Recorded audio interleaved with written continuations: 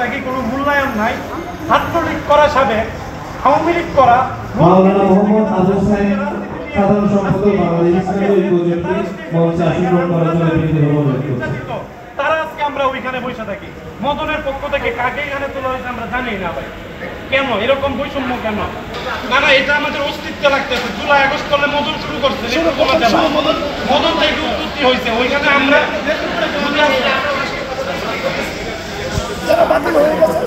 হ্যাঁ, আমাদের এগুলো হাতটাই লাগতেছে, ইগুতে লাগতেছে। এটা বারবার এটা হচ্ছে। আপনার কাছে বিশেষ অনুরোধ থাকবে, আজকের এটা সমাধান করবেন। বৈষম্যের জন্য এত কিছু, সেই বৈষম্যটাই এখন হচ্ছে। আমরা এগুলো মানতে পারি না। আমাদের আমি বলবো না যে কাকে দিবেন,